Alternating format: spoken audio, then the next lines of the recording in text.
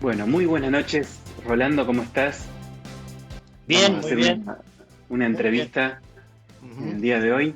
¿Cómo ves vos la educación en estos momentos? ¿Cómo la veías antes de la cuarentena y la Ujú. pandemia? ¿Cómo la ves ahora?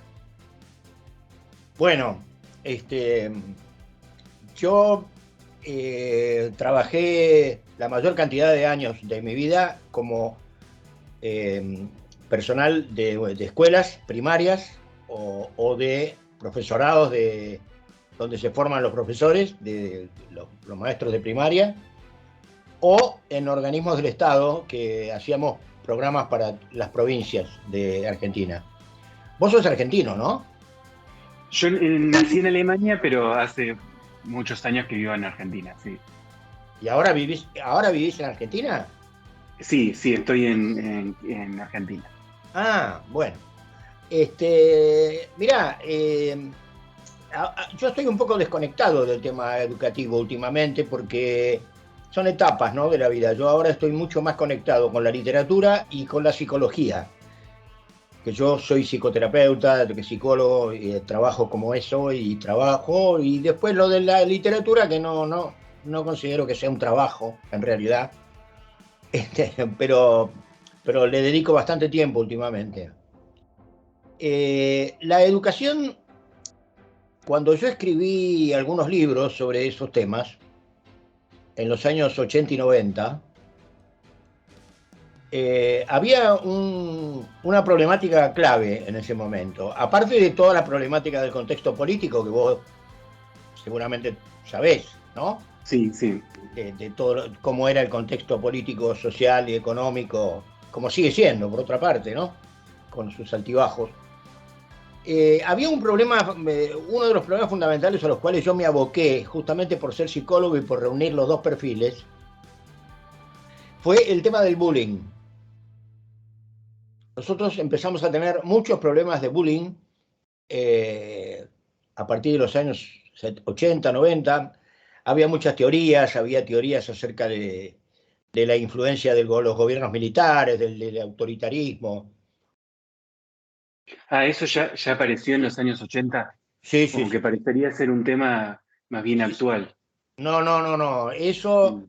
en la Argentina yo empecé a trabajar en esos temas a principios de los 80, cuando todavía estaba el gobierno militar en el poder acá. Y después, bueno, hubo más margen para trabajar con cierta libertad, hasta que, bueno, ya sabemos que este, cayó el gobierno de Alfonsín, después vino el cambio de gestión con Menem, con una mezcolanza de cosas. Bueno, si vos fueras norteamericano, yo trataría de explicarte de qué se trata todo esto. Como sos argentino y lo viviste, digo, no hace falta que te dé muchos detalles. Había, en ese momento en la escuela había una crisis de autoridad, y en el país también. Mejor dicho, la crisis del país generaba, a mi juicio, una crisis de autoridad generalizada en las familias y en las escuelas. Eh, yo tenía que lidiar con una corriente que en esos años, y justamente a raíz de la debacle del gobierno militar, en esos años se puso muy de moda, que era una corriente, diríamos, progresista, se llamaba acá, ¿no? Yo, entre comillas, la pongo progresista, que consistía en que toda autoridad era autoritarismo, que toda norma era opresiva, era autoritaria, que bueno, que todo eso provenía del gobierno militar y provenía de nuestra historia particular. Yo como psicólogo sabía perfectamente que las personas que crecen sin un referente fuerte en la niñez, uno o más, eh, en la niñez, en la adolescencia, y que no tienen límites ni normas y no respetan normas, tienen serios problemas en su adultez. en general. No solo suelen desperdiciar las oportunidades educativas y son malos alumnos y son desordenados, sino que se forman mal y por lo tanto la calidad de los empleos a los que pueden aspirar después es menor.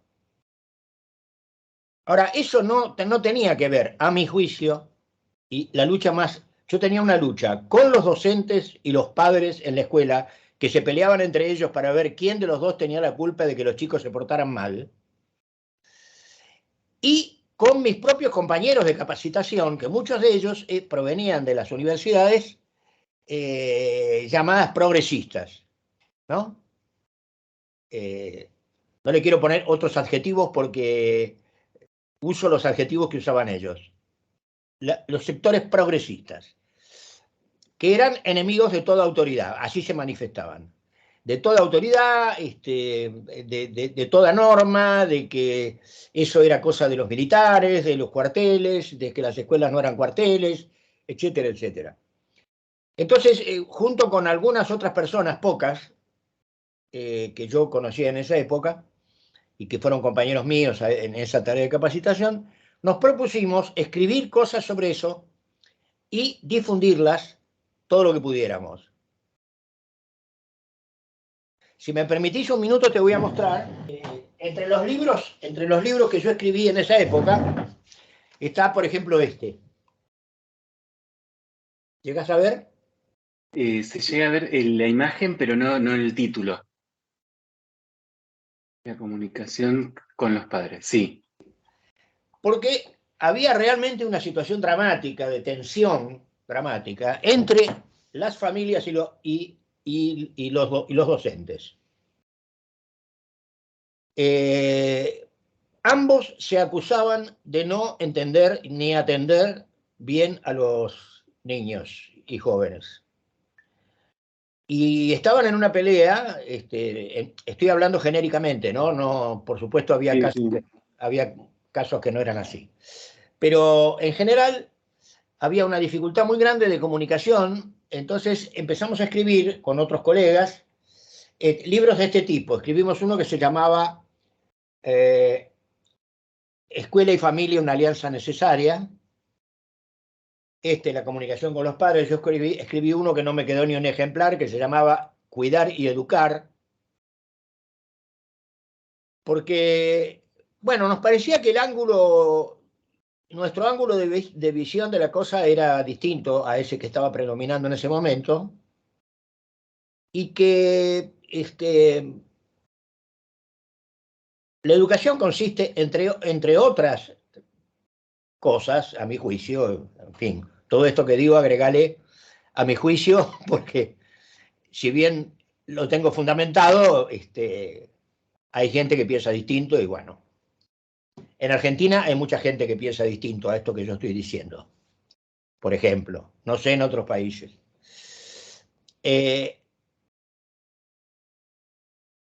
No se puede educar sin establecer normas, valores y sanciones para el no cumplimiento de las normas. Porque la vida es así. La vida es así. El mundo es así. Si vos vas a un lugar a trabajar y estás haciendo todo el tiempo las cosas al revés de lo que te piden los empleadores, te vas a quedar sin trabajo. Claro. Si vos vas a un lugar de diversión a la noche y te la pasás provocando gente y no te importa si esa gente es ajena a vos y está sentada en otra mesa y no tiene nada que ver contigo y vos vas y lo provocas, lo más probable es que te ligues un golpe o que te veas metido en una trifulca que... Es decir, no se puede vivir haciendo lo que a uno le da la gana. Entonces estuvimos trabajando mucho sobre una idea que la psicología actualmente trabaja bastante, en lo individual en general, no tanto en lo social, que es la diferencia entre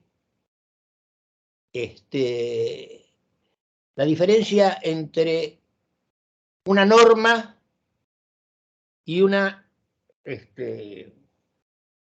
restricción abusiva, digamos así. Acá está muy confundido eso, a mi juicio, ¿no? Y sigue estando confundido porque, bueno, está confundido de arriba hacia abajo, piramidalmente. Nosotros trabajábamos con esa idea de transmitir a padres y maestros que no se trataba de ver quién tenía la culpa de las cosas que hacían mal los alumnos, que no era una cuestión de buscar si la culpa era de la escuela o de la familia. El tema era que los adultos estaban renunciando a su calidad de tales y estaban dejando de mostrarles un referente sólido a sus hijos o a sus alumnos. Entonces, los chicos crecían sin referentes, sin valores incuestionables, o sea, se entraba en un relativismo. Yo recuerdo una ocasión en que fui a dar una charla a un instituto privado acá de Buenos Aires que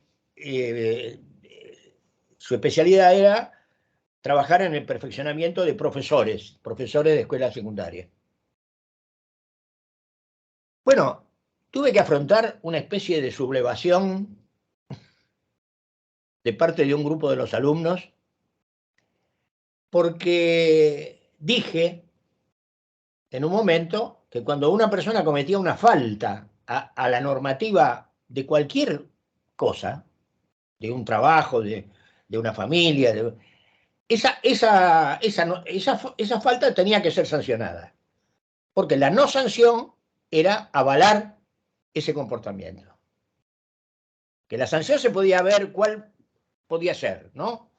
Podía ser una sanción, obviamente no estamos hablando de violencia, ni violencia física, mucho menos, pero, y a mí se me ocurrió, una persona muy irritada me pidió hablar y me dijo, ¿y cuál sería, por ejemplo, una sanción para un chico que hizo algo mal? Por ejemplo, que le robó una cosa, uno de los útiles de trabajo a un compañero. Le digo, yo creo que como mínimo una devolución de los objetos y un pedido de disculpas. Y si fuera posible, un pedido de disculpas público. Bueno, cuando dije eso, era más o menos como si yo estuviera proponiendo la Inquisición. Dije, sí, porque es una cosa que afecta a todo el grupo. Todo el grupo o parte del grupo sabe que ese chico se quedó con algo que no es de él. Y sabe que no le trajo ninguna consecuencia. Por lo tanto, eso abona la teoría de que uno en la vida puede hacer lo que le conviene sin ninguna otra consideración. Y eso trae como consecuencia cosas malas, digamos, de cualquier tipo. Académicas, humanas, sociales. Bueno, más o menos ese era el mundo en el que yo desarrollé. Y ahora creo que el problema sigue siendo más o menos el mismo, con un agravante, que la imagen que están dando los conductores sociales y políticos es lamentable. Vos, las palabras que te parezca que no deben ser propaladas, tenés permiso para borrarlas.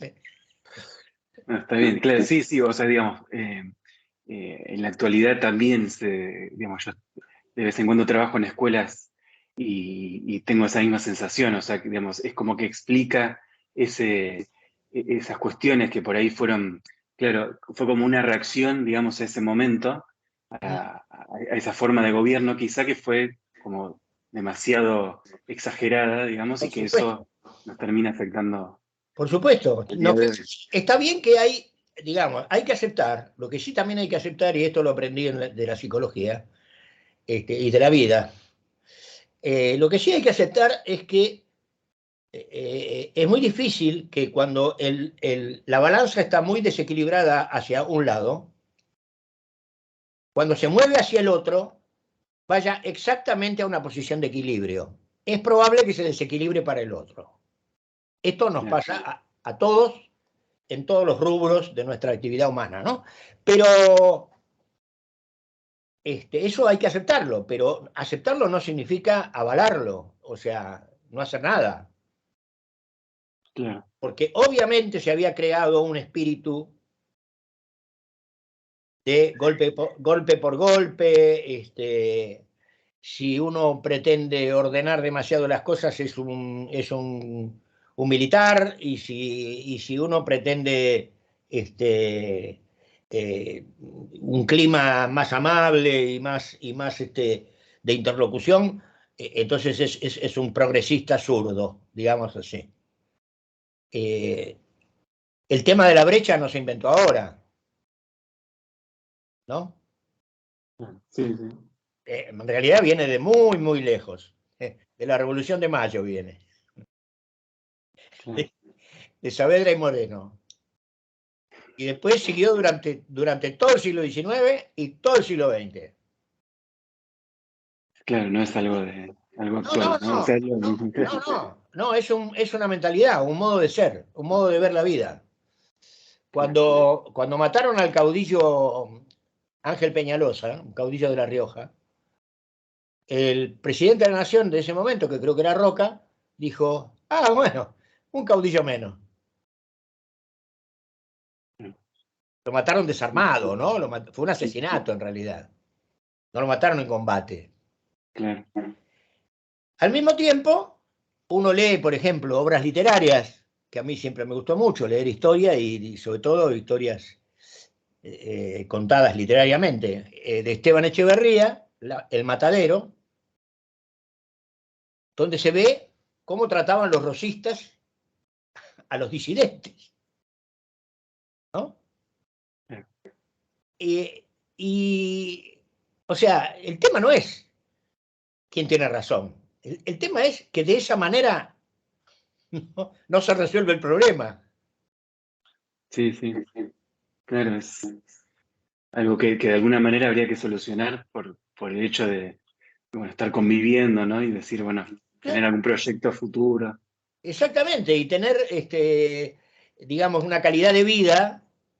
Yo muchas veces esto lo trato con los pacientes que atiendo en psicoterapia, que ya sabemos, porque hay gente que viene con planteos así cuasi filosóficos acerca de que, bueno, pero ¿para qué? Si total, al final todo es lo mismo. No, no, a ver, todo es lo mismo, no. Lo que es lo mismo es que nos vamos a morir todos. Eso sí es lo mismo. Ahora, morirse antes de tiempo, no veo cuál es la ventaja. Y el morirse antes de tiempo puede ser una muerte física o puede ser una muerte mental, una muerte emocional, una muerte social. ¿Por qué? Y porque los adultos encargados de esos chicos cuando eran chicos, no les marcaron un campo de juego, digamos, ¿no? Es como ponerse a jugar al fútbol y las líneas blancas no valen para nada, uno sigue jugando en la tribuna, digamos. Y el referee no existe, se va a su casa a tomar mate en lugar de soplar el pito, y no puede salir bien eso termina con violencia, ya lo sabemos. Claro. No, y Pero otra cosa también sería tener en cuenta, digamos, la forma de vivir, ¿no? O sea, tratar de vivir bien, de decir, bueno, o sea, además de saber lo que ya es el destino definitivo, pero, digamos, en el medio. sí, porque ya Porque otra sabemos, cosa que se ve es el detrimento, digamos, económico del país, en este caso particular de Argentina, ¿no? De que cada generación nueva, como que uno ya va viendo que va a llegar a menos de lo que uno llegó y la generación anterior y así. tal cual, pero yo creo que uno de los factores, no digo que el único, pero uno de los factores es justamente ese modo de pensar rígido, extremo, que si uno no está en el polo, está en el ecuador. No hay ningún lugar intermedio donde uno se pueda poner. O se muere de frío o se muere de calor. No, no es así. La mejor calidad de vida se obtiene cuando uno puede equilibrar. Una de mis palabras preferidas es equilibrio. Porque más allá de la psicología misma, ¿no? Incluso a mí me gusta leer, me ha gustado mucho y me ha costado mucho también leer filosofía. Ya mis amigos y mis amigas se burlan de mí porque ya, sí, ya salió, ya aparecieron los griegos. Pero los filósofos griegos, en general, la tenían bastante clara esa. La tenían bastante clara. Dicen, miren, usted haga lo que quiera, lo que no puede hacer es estar hoy haciendo tal cosa y mañana lo contrario. No se puede. Haciendo o diciendo, ¿no? Claro. Vale, con distinto grado de violencia, pero este, hay un déficit en Argentina. Yo no he vivido en otros países. He visitado muchos países, pero no he vivido en ninguno. Así que no me atrevería a abrir juicio, aunque me parece que en Latinoamérica tenemos muchas cosas en común, ¿no? En ese punto. Y en otros lugares también, ¿no? Nuestro amigo Vladimiro está dando una muestra ahí en Europa, ¿no? Eh, lo que tengas que censurar, censuralo vos, ¿eh? No, Está bien, sale así, ¿eh? Sale así. no, digo, porque acá son tan susceptibles a veces la gente que... pero digo, eso no... Los fanatismos, los extremos, las oposiciones irreductibles, nunca han resultado bien para la gente. Nunca han resultado bien, siempre han resultado con masacres, con decadencias espantosas, con gente resentida. No, yo admiro la inteligencia en el sentido que le daba Piaget, Jean Piaget, a la inteligencia, ¿no? Que es la capacidad de adaptación activa al medio, ¿no? Piaget decía que los dinosaurios se extinguieron, a pesar de que eran los más fuertes que habitaban la Tierra, se extinguieron por rígidos, porque no tuvieron inteligencia suficiente para sobrevivir a los cambios climáticos. Bueno, a los hombres, con ligera diferencia, nos pasa lo mismo. Si planteamos con las cosas rígidamente, como esto o aquello, como opciones absolutas, tenemos que tener marcos normativos, tenemos que tener... Bueno, creo que más o menos te pude transmitir una idea de lo que yo hacía cuando trabajaba en educación. Sí, y ahí la siguiente pregunta, Sí, bueno, ahí vos decís que te gusta mucho la palabra equilibrio, igual por la sensación que sale de la pantalla es que le ponías mucha pasión a ese trabajo que sí, hacías en educación. sí, yo tengo que cuidarme mucho de no hacer lo contrario de lo que digo, porque todo lo que hago lo hago con pasión. Y eso es un riesgo, sobre todo ejerciendo profesiones que influyen sobre personas, ¿no? No, Este, no, igual así se que, entiende esa pasión porque vos querías generar un cambio. Querías generar claro, un cambio sí, sí, por quería eso. generar un cambio, pero siempre reflexionábamos con un grupo de amigos que teníamos que estaban en la misma postura, reflexionábamos, che, no nos pasemos de la raya, a ver si nos convertimos en lo que combatimos. Sí. Y bueno, ahí estamos. Y, Al ahí, final, ¿y cuándo fue el momento en que dejaste de escribir de eso. ponerle esa energía? Sí, Bueno, de poner esa energía a la educación. El momento fue cuando dejé de trabajar para un grupo que trabajaba en el Ministerio de Educación en los años 90, que se dedicaba al mejoramiento de la convivencia escolar, justamente, ¿no? Y era un grupo que había elaborado un programa básico que muchos de nosotros, los que estábamos formando parte de ese grupo. Era un grupo lindo, con gente capaz y demás, con diferencias políticas y demás, pero bueno, en general hacíamos el trabajo con bastante equilibrio y íbamos por las provincias. Hacíamos un convenio con cada provincia, no con todas, pero con muchas. Hacíamos un convenio y nos instalábamos 2 o 3 de nosotros, 4 o 5 días en una ciudad de provincia, y ellos convocaban a los directores de escuela, por ejemplo, o los maestros de un determinado sector, de un determinado barrio o zona, y les hablábamos de estas cosas. Y les hacíamos hacer trabajos prácticos y les hacíamos reconocer situaciones concretas en las que estas cosas pasaban. Y, y bueno, también con mucha pasión y con mucha energía y también dándonos cuenta que a veces nos pasábamos de rosca y un día se nos infartó un director en una reunión, porque él estaba convencido de todo lo contrario de lo que nosotros decíamos. Y como lo dijimos con demasiada vehemencia, parece que el pobre hombre no resistió, venía del bosque chaqueño. El pobre hacía lo que podía ahí en el medio. Tuvimos que aprender a ser un poco más compasivos también, ¿no?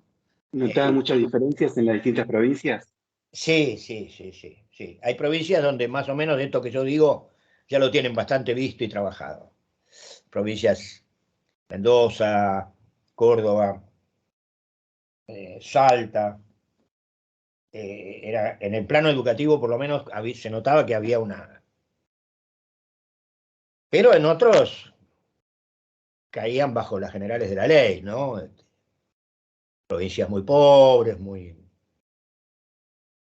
eh, con gente con poco desarrollo de su autonomía, ligados a caudillos o a poderes informales o formales, y que le decían, usted todos los días se tiene que tirar al agua de cabeza junto con todos sus alumnos, el tipo se tiraba.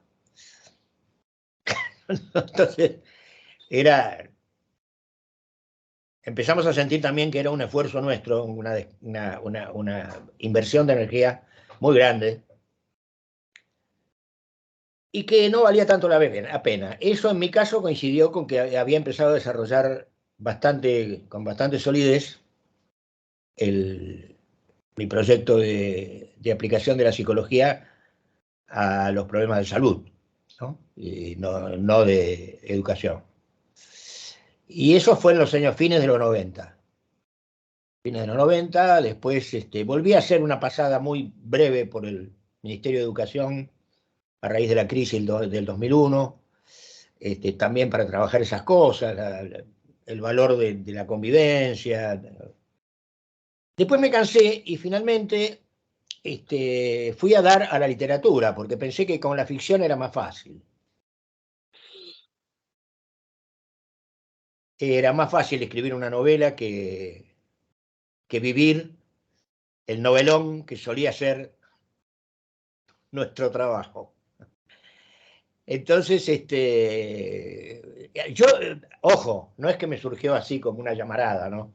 Eh, durante toda mi vida, y especialmente en la infancia y principios de la adolescencia, yo fui muy precoz escritor y lector, muy precoz. Aprendí a leer por mi cuenta antes de ir a la escuela primaria, en mi casa. Este, Te voy a contar un método para aprender a leer. Bueno, yo cuando tenía 5 años y no iba todavía a la escuela primaria y jardín no había en esa época, este, mi casa era un lugar bastante inhóspito, por decir así. Vivíamos mucha gente junta, era muy común en Buenos Aires en esa época, años 40, 50. había mucho ruido siempre, mucho ruido, mucha gente, mucho de todo. Y a mí me molestaba mucho eso.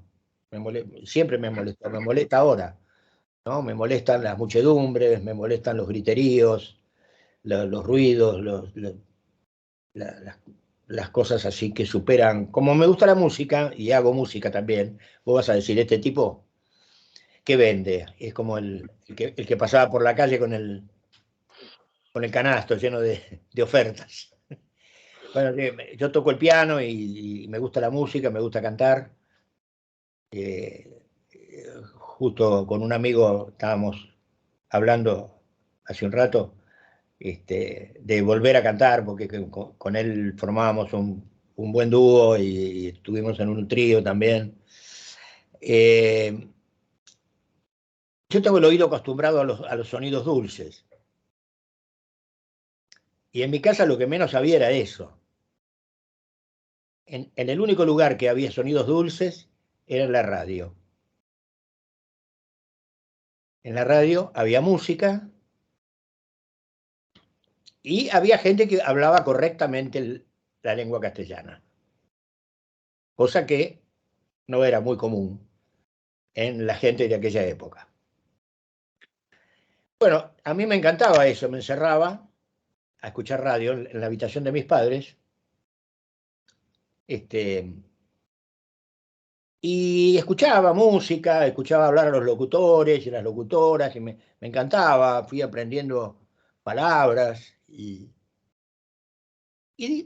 no sé cómo, en algún momento empecé a prestarle atención a que los locutores y las locutoras no eran los mismos si yo movía el dial. Ah, pero estos no son los de antes. ¿Por qué? Ah, porque yo cambié esto de lugar y hay una rayita que estaba acá y ahora está acá. Ah, y además hay unas letras y unos números. LR1, LS4. Eh, y vos, no sé si me creerás o creerás que soy un delirante, pero aprendí a leer así. Aprendí las letras y los números. Mm. Cuando fui a la escuela, ya sabía. Y esto me costó un trabajo psicológico bastante importante a lo largo de mi vida, porque muchas veces escuché la frase, ah, esto también sabés vos, y es feo, ¿viste? O sea, no era que tenías un incentivo en tu casa por la lectura, sino que No, sí, fue algo. no, perdón, Sí. voy a hacer justicia con mis padres. Voy a hacer justicia con mis padres. Sí, había un incentivo. Mis padres eran personas bastante rudimentarias en lo escolar. Pero mi madre, sobre todo, como era muy religiosa, iba a la iglesia católica acá cerca de donde vivo ahora, la Medalla Milagrosa. Este, mi madre era catequista, enseñaba el catecismo a los niños. Entonces, se había convertido en una especie de maestra sin título y se había empezado a entusiasmar con la lectura y demás, o sea que eso puede haber influido. Puede haber influido. Mi padre era un hombre, le gustaban los deportes, me enseñó a jugar al fútbol, también jugué al fútbol. Eso también hiciste vos. Bueno, sí, jugué, me gustaba mucho el fútbol, jugaba mucho. Tuve conflictos por eso, porque se me juntaban las cosas y no me alcanzaban los horarios. Claro, te gustaban hacer tantas cosas que no llegabas a Y hacer. me gustaban muchas cosas y no quería renunciar a ninguna. Y además era un chico, a ver, yo quería jugar. Lo que más me gustaba era disfrutar del juego, ¿no? De cualquier juego. Entonces, pero como tenía ciertas capacidades, facilidades, digamos. Bueno, el asunto es que sí, le debo a mi madre, sobre todo el tema de la lectura, a ella le interesaba mucho, si bien con un sesgo muy religioso que yo no seguí después, de chico sí, pero después no. Y bueno, y dando un salto en el tiempo, llegamos al punto en el cual ya ni siquiera la educación como sistema empezó a dejar de interesar. Entonces, es así que ¿En la estoy primaria o en la secundaria? No, ya cuando estaba trabajando en el ministerio y demás, Ah, ah. ya me agotó eso, ¿viste? Me agotó porque como yo le ponía mucha energía, como vos notás, a las cosas, bueno, me cansé mucho y además veíamos que era un esfuerzo que no siempre daba los resultados, más bien casi nunca. Entonces, descubrí, como te decía antes, que la ficción era más fácil que la realidad y en cierto modo más divertida. Yo le hacía hacer a los personajes o decir cosas que yo no podía ni hacer ni decir porque iba en cana. Eh, entonces, mis personajes, de alguna manera, son pedacitos de mi otro yo, ¿no? Que dicen y sienten y manifiestan lo que quizá en muchos momentos yo no pude hacer público, ¿no? Y ahora, desde hace un tiempo, estoy con la psicología, tengo algunos pacientes que atiendo, vos dirás, atiendo de modo virtual, pero no siempre me lleva tanto trabajo como hoy. El Skype lo conozco porque lo uso con varios pacientes, Ah, pero así todo, cada tanto hago alguna macana. Pero, bueno, empecé a trabajar más como psicólogo, empecé a ocuparme de la gente uno a uno y no en grupos, en masas. Por eso nunca me interesó la política también, porque en una época en donde si no te interesaba la política eras un ser despreciable. A mí nunca me interesó la política, la verdad, me parecía que, bueno, en fin, no vale la pena. No me interesó como actividad personal, ¿no? Me interesaba como tema, conocer, estudiar, leer. Eh, y finalmente terminé retomando ese amor por las letras, digamos así, de una manera un tanto cursi, ese amor por las letras que yo tenía cuando escuchaba la radio en la pieza de mis padres. Eh, Me gustaba oír hablar, conversar, como estamos conversando ahora, casi es un monólogo esto, pero bueno, vos sos muy respetuoso de lo que dice el otro, entonces me dejás hablar sin ninguna... No todos los entrevistadores son así, ¿eh? Así que te agradezco el tiempo, pero no, no.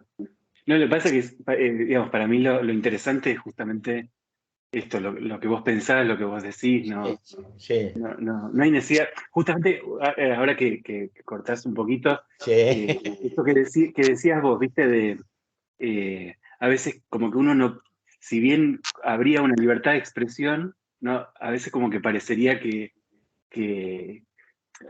vos necesitaste escribir libros para poder expresar ciertas cuestiones. sí. Es como que hay como un bullying, ¿no? También Claro, sí, sí, sí, sí. eh, ¿no? Social, ¿no? Hay como un bullying social, sí, sí, sí, sin duda. Está bien eso que decís. Mm. Muy bien. Ojalá se me hubiera ocurrido a mí. Este, es una broma. Este, eso también me gustó siempre mucho, el humor. Me gusta mucho Lelutier, me gustaban mucho ciertos actores y, bueno, gente del ámbito del espectáculo que me han hecho reír mucho. Me parece que el humor ayuda mucho a vivir. Este, y ayuda mucho al equilibrio, ayuda a equilibrar las perspectivas, ¿no? Cuando uno se toma un poco irónicamente algo, es como está diciendo, sí, bueno, pero, ¿no? A no tomárselo tan en serio, digo. Claro, no te lo tomes tan en serio. Y entonces, bueno, recalé en el hecho de escribir ficción. Y desde a partir de los 2000, escribí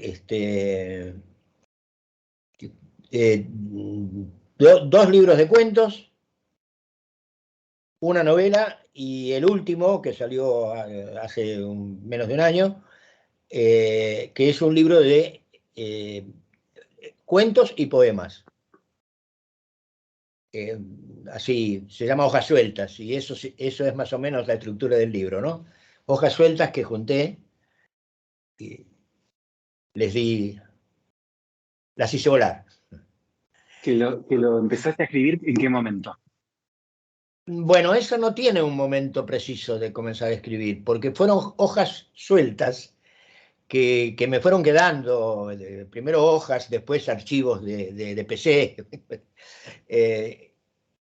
que me fueron quedando guardadas, ideas que se iban a concretar y no se concretaron. Y dije, bueno, ¿esto por qué va a quedar acá en un cajón? No. Conseguí una muy buena colaboradora, Estela Roque, Estela Maris Roque, una chica muy capaz y muy trabajadora, que me ayudó mucho en todo lo que sea la producción y la difusión del libro, porque estábamos en plena pandemia y era muy difícil para las editoriales y demás. Y ese es el libro que...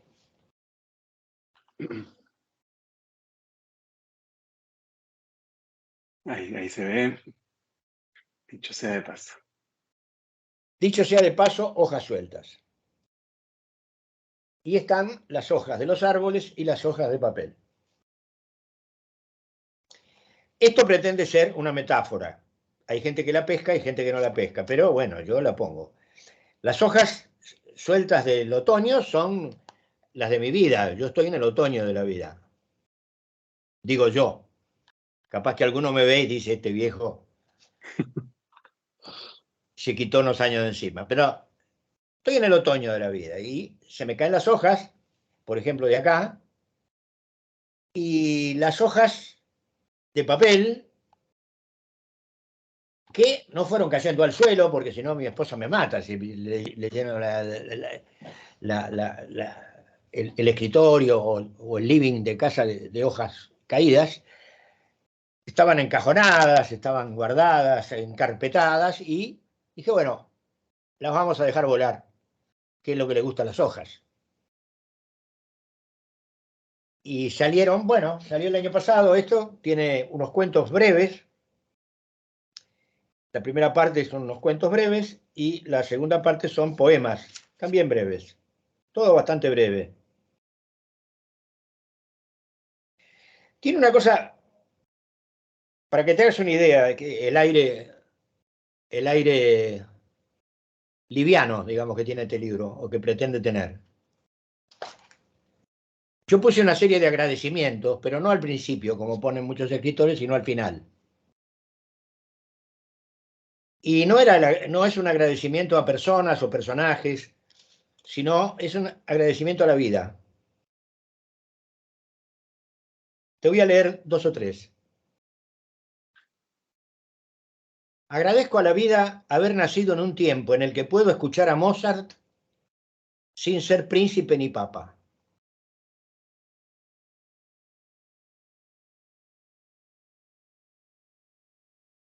Agradezco a la vida haber nacido en un tiempo en el que existe la anestesia.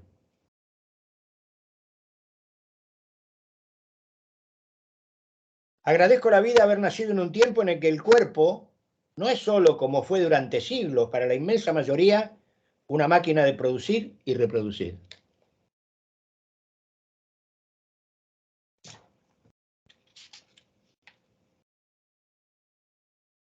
Agradezco a la vida haber nacido en un tiempo en el que, como siempre, hay muchos pobres sobre la tierra, pero como nunca, no son la mayoría. Y la mayoría asume que eso está mal y se lo considera un problema a resolver. Y finalmente, como dijera mi admirado Robert Ardrey, autor de La evolución del hombre, un libro muy lindo, es un norteamericano, Robert Ardrey, de Chicago creo que es. Finalmente, y como dijera mi admirado Robert Ardrey, agradezco a la vida haber nacido en un período interglacial, que es como decir, agradezco haber podido nacer. Buenísimo. Ahí, este libro es el primero que haces con esta editorial. No. Con Duncan tengo hechos. A ver. No, sí. Es el primero que. Sí. El primero. El primero con Duncan, sí. El primero con esta editorial, sí. ¿Y cómo te llegaste a contactar? Porque vos decías que fue justo en el momento de la pandemia. Sí. Yo tenía un conocido de otros momentos anteriores de la época en que publicaba mis libros de educación. Tenía un conocido que había trabajado o trabajaba aún en Duncan. Y a través de él lo llamé y le dije que tenía esta oportunidad y que ellos, por supuesto, son una editorial, aunque ahora han hecho cambios, una editorial, una editorial de autores independientes, es decir, eh, ellos no pagan distribución, difusión, propaganda, nada. Te imprimen el libro y te lo dan, y vos ahí te arreglas. Y ahí fue donde conocí a esta chica, esta era Maris Roque, que a través de internet descubrí que era una persona que estaba muy interesada en los libros y muy interesada en ayudar a los escritores que tenían, de hecho, uno de los trabajos que ella publicó en internet se llamaba libros, eh,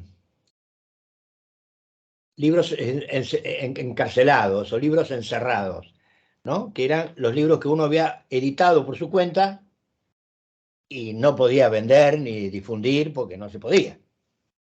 Los escritores en general no tenemos plata y las editoriales habían decidido, le hacemos el libro, se lo cobramos y que se arreglen.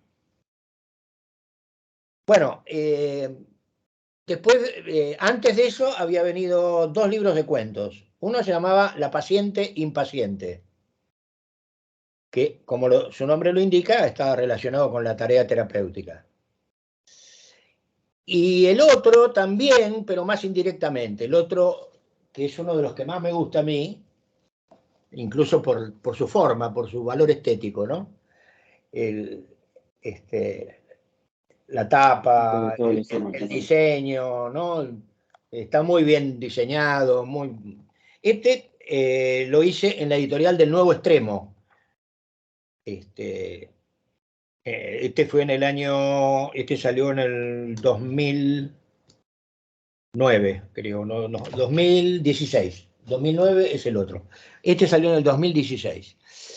Es uno de los libros que más me gusta a mí, juntando todo, ¿no? El contenido y el continente. Y bueno, le estoy dando salida a una vocación muy temprana. Yo escribía cuentitos y cuando escribía composiciones en la escuela me decían, ¿eso también sabes hacer? Bueno, una más. Pero las escribía muy bien, las composiciones.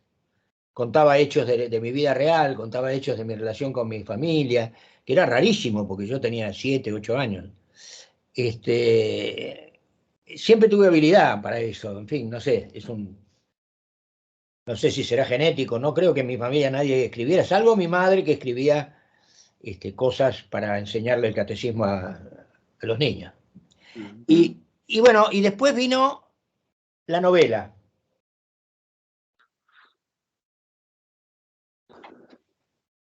Fin de siglo.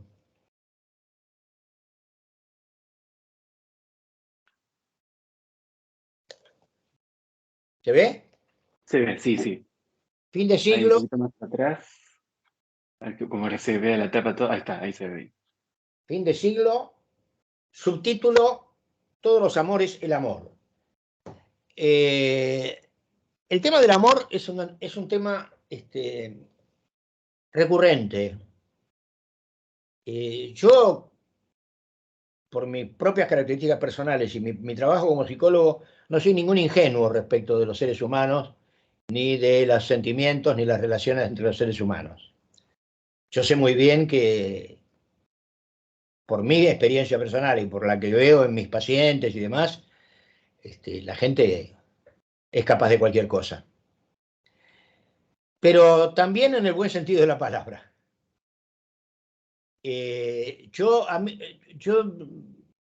A ver, si no suena demasiado cursi, diría, soy un enamorado del amor.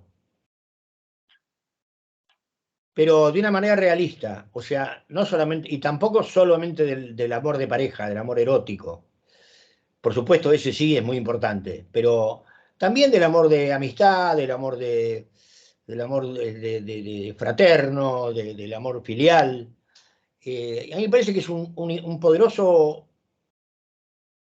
poderosa vitamina para darnos energía, para vivir y para no hacer daño ni hacernos daño, ¿no? Entonces, cuando la gente leía la gente, algunas personas que lo leyeron, este, este título con este subtítulo, dice, ¿qué tiene que ver? ¿El fin de siglo? ¿Todos los amores, el amor? ¿Qué es? ¿Un libro romántico? Bueno, no, es un libro que muestra, por un lado,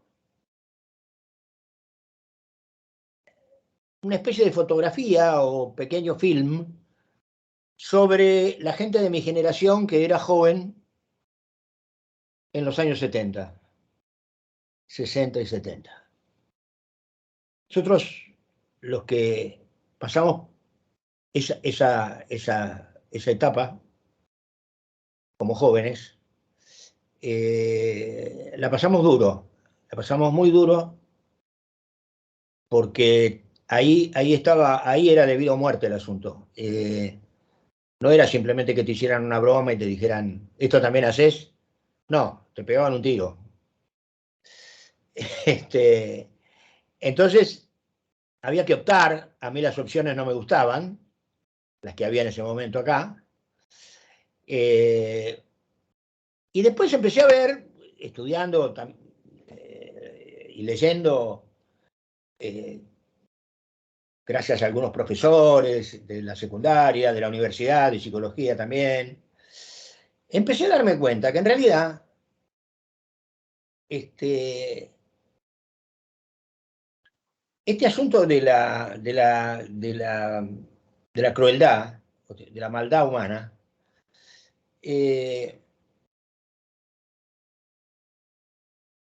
no es un tema que está ligado al contenido o al motivo por el cual uno es cruel con los demás. No tiene que ver con el contenido, porque hubo religiosos que fueron crueles con los herejes, hubo soviéticos que fueron crueles con los no soviéticos y nazistas que fueron nazis que fueron crueles con los otros. Hubo norteamericanos que fueron crueles con los vietnamitas y vietnamitas que fueron crueles entre sí mismos. El verdadero kit de la cuestión es, ahí juntamos la idea de equilibrio con la idea de amor. Es que ambas cosas, el equilibrio y el amor, son frenos, no necesariamente funcionan bien, pero son posibles frenos a esas polarizaciones extremas que provocan tantos desastres. O sea, yo puedo tener una relación pésima con un familiar mío, por ejemplo, ¿no? Pero sería bueno reflexionar sobre para quién es bueno que nosotros nos odiemos toda la vida. Claro, sí, sí, es como una línea toda con la que venías de decir, bueno, como país, como familia, ¿no? Como Claro, sociedad. a quién le conviene? ¿Para quién es bueno que estemos todos enojados con todos, todos peleando, incluso ejerciendo una violencia a veces que no tiene nada que ver con el motivo, Claro. Sí, ¿no? cuando hablabas de la autoridad, ¿no? O sea, hay una autoridad que quizás genere eso, ¿no? Sí, sí, sí, también hay de todo. Los seres humanos, dadas ciertas circunstancias, somos capaces de cualquier cosa. Eso ya ahora no tengo ninguna duda. Y un poco esa conclusión intenta expresar la novela, porque es como una especie de pantallazo de una generación, la mía, que fue joven en los 60 y en los 70, que después en gran medida emigró o en gran medida se incluyó en las organizaciones clandestinas. Es decir, era un momento trágico, porque decidiera lo que decidiera uno, eh, era un riesgo muy grande. Mm. Y yo lo podía decir eso con toda seguridad porque tengo amigos, he tenido amigos desaparecidos, fusilados. Bueno, mi generación fue una generación muy golpeada por eso, porque las opciones eran absolutas y crueles. Y más allá de las razones que se esgrimieran, la prueba está que no lograron aportar una sola idea útil para que vivamos mejor que hace 30 años, a mi juicio, ¿no? Mm. Eh, bueno, el tema es que ahí se juntan dos ideas, y en este libro creo que logré bastante articularlas, esas dos ideas. Dos ideas que, que siempre fueron atesoradas por mí. Uno, la idea de equilibrio, y otro, la idea del amor. No podemos amar a todo el mundo. Yo esas cosas de la Madre Teresa o de Mahatma Gandhi, ¿no? Que amar a la humanidad. No, yo no puedo amar a la humanidad, porque no conozco a toda la humanidad y no puedo amar al que no conozco. Puedo ser compasivo, puedo ser comprensivo, pero amar, lo que se dice amar. Pero mi teoría es que si uno empieza por amar a los que verdaderamente conoce y puede amar, la cosa cambia. Y amar no es andar haciéndose mimitos escondidos atrás de los árboles, ¿eh? Digo, eso también vale, y todos lo hemos hecho, yo por lo menos. Pero amar es también ofrecer una mano, una ayuda cuando el otro está mal, eh, una compañía, solucionarle un problema. Eh, qué sé yo, mi hijo está viviendo en México de hace varios años. Y como ahora estamos pasando un momento complicado acá en mi casa, eh, por la salud de mi esposa, no es una cosa gravísima, pero mi hijo hizo un arreglo con sus empleadores y se vino a pasar un mes y pico con nosotros acá. Acaba de irse en estos días pasados, porque nos veía sobrecargados, nos veía que no dábamos más. Ergo, el tipo se jugó el puesto, porque sus papitos, que lo criaron cuando era chiquito, y especialmente su mamita, que lo tuvo dentro de la panza 9 meses, estaba pasando situación difícil. Entonces el tipo se hizo una valija y se vino a Buenos Aires. Acaba de irse hace 2 días. Y nos ayudó inmensamente. Eso no quiere decir que se haya convertido en un mártir, ni de que haya perdido el trabajo y se empezara a emborrachar con tequila, ni nada por el estilo. No, no, no. Pudo armar las cosas, pero pudo poner la energía en el camino de sostener el enorme esfuerzo que estaban haciendo dos seres queridos. Yo digo eso. Si la gente hiciera eso, cada uno con lo suyo,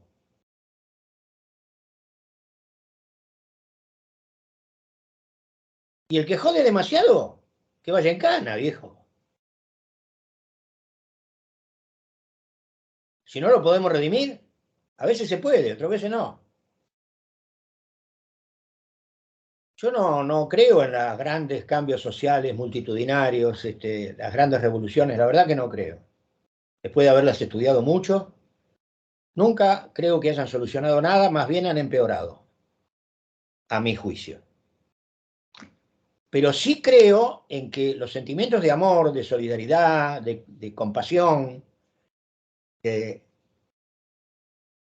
de dedicar la energía para que otro mejore su situación de vida. Lo que hago yo con la psicología me parece es un trabajo de amor, porque no me hice millonario con eso, ¿eh? Y creo que nadie se hace millonario, salvo algunos psicoanalistas de mi época de formación que cobraban la sesión como si fuera una visita al palacio de... Yo no, yo siempre les digo que aplico el índice chino para los honorarios. Los pacientes se ríen, se creen que estoy jodiendo, porque a veces hago bromas así, ¿no? Y le digo, no, en serio, el índice chino. ¿Y cuál es el índice chino? ¿Cuánto gasto cuando voy al chino para comprar para una semana de alimentos? Es el índice chino. Que la tenés ahí real y no tenés que estar mirando diario. No, voy y yo voy, si soy yo el que va. Así Claro. yo voy con el changuito, gasté esta semana, fui 2 veces, gasté tanto. Bueno, como mínimo tengo que ganar eso en el consultorio. Está bueno ese índice. Bueno, Rolando, te agradezco muchísimo y lo que me gustaría saber, y para difundir también, es cómo pueden conseguir este Sí, libro, cómo te estos. pueden contactar estos Sí, libros. bueno, mira, yo ahora y más en estos momentos que estamos un poquito complicados acá en mi casa, eh, si alguien me quiere, vos tenés mi WhatsApp, así que en principio le podés dar, si son personas de los cuales vos podés dar fe, ¿no? A un desconocido no, pero a una persona amiga tuya o a una persona conocida o que le das mi WhatsApp, hablamos y yo se lo vendo el libro a precio de autor. O sea, sin todo lo que viene después. Pero para una cosa más masiva y más fácil por ahí para alguna gente, eh, vos conocés a Estela, ¿no? A Estela Maris Roque. Yo no la conozco personalmente, pero sí tengo Bueno, el contacto. ella fue la que hizo el contacto para que vos me hicieras esta entrevista. Es Sí, la que me dijo a mí si estaba dispuesto, y le dije que sí, qué sé yo. Eh, en realidad, desde el punto de vista comercial, la que se ocupa de esto es ella. está bien. O sea, vos le das a la persona el WhatsApp de ella y ella se lo hace llegar el libro o los libros. Ella además participa mucho en ferias barriales, ferias municipales en distintos municipios de la provincia de Buenos Aires o en barrios de la ciudad.